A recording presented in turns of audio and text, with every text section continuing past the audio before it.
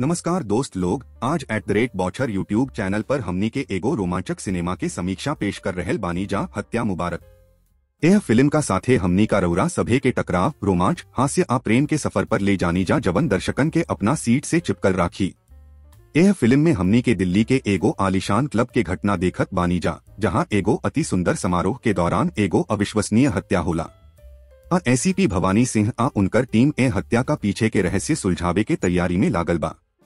एक फिल्म में हमनी के कई गो बेहतरीन कलाकारन के नाम देखे के मिलेला, जैसे कि पंकज त्रिपाठी, सारा अली खान, विजय वर्मा, करिश्मा कपूर, संजय कपूर, डिम्पल कपाड़िया आ ब्रिजेंद्र कला।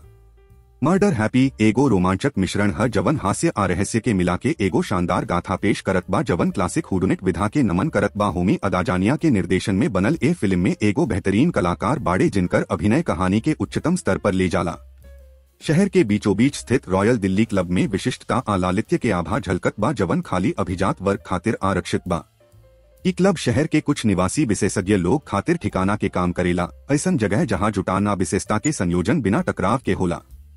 हालांकि एक दिन सांझ के एगो गाला इवेंट में क्लब के आरामदायक माहौल बर्बाद हो जाला, जब एगो प्रतिष्ठित आयोजन खातिर जुटल चमकदार भीड़ के बीच हत्या हो जाला। हत्या के लेके धोखा अवुरी हेरफेर के रहस्य के उजागर करे के काम एसीपी भवानी सिंह, पंकज त्रिपाठी के दिहल गईल बा, जवन की एगो अनुभवी जासूस हवे, जवन की अपना तीखा बुद्धि अवुरी न्याय के प्रति अटूट समर्पण खाती जानल जाले।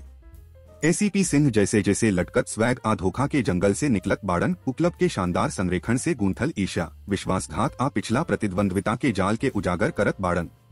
पंकज त्रिपाठी अपना भूमिका में बढ़िया से चमकत बाड़न, एगो नीरस बाकिर चतुर जासूस का रूप में जे अगाथा क्रिस्टी के मशहूर जासूस हरक्यूलिस पोएरो के भावना के परफेक्ट स्टाइल में चैनल करत बाड़न। त्रिपाठी के यह अभिनय में रोमांच आ बुद्धि के मनमोहक मिश्रण बा जवना से उनका के पर्दा पर देखे में खुशी होला।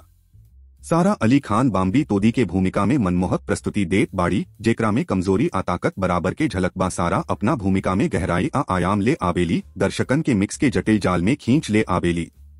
विजय वर्मा आकाश डोगरा के रूप में प्रभावित करेले, एगो बढ़हन दिल वाला वकील जिनकर नैतिक कंपास उनका के जांच के उलझन से गुजरत मार्गदर्शन करेला। करिश्मा कपूर एगो अनिश्चित फिल्म स्टार शहनाज नूरानी के भूमिका में चमकत बाड़ी जिनकर सनकी बाहरी रूप में बहुते राज छिपल बा। करिश्मा अपना किरदार में रहस्य आ जटिलता लेके आबेली, जवना से दर्शक आखिर ले गिनती करत रहेले। संजय कपूर महाराजा रणविजय सिंह के भूमिका में युद्ध के बाद के परेशान इतिहास वाला बाहरी रईस, उनकर प्रस्तुति में राग आ कमजोरी के भाव बा।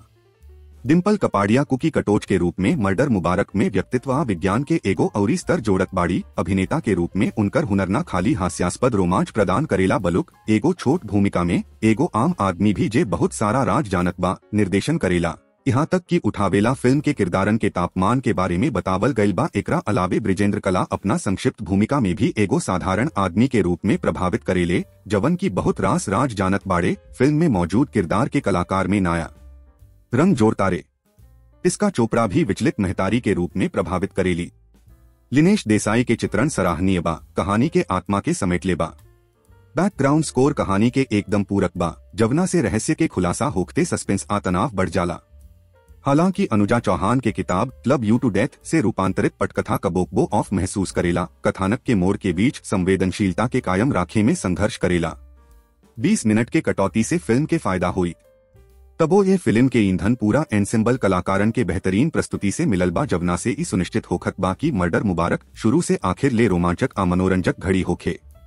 कि पंकज त्रिपाठी के स्टेज बिलिंग मिल जाला, सारा अली खान आ विजय वर्मा से ऊपर ई बतावत बा कि आजुकालहू बॉलीवुड कतना प्रगतिशील हो गईल बा। एह किरदार के एगो औरी बेहतरीन प्रस्तुति खातिर फिल्म देखी पूरा कलाकारन का साथे। लाइक और सब्सक्राइब करी।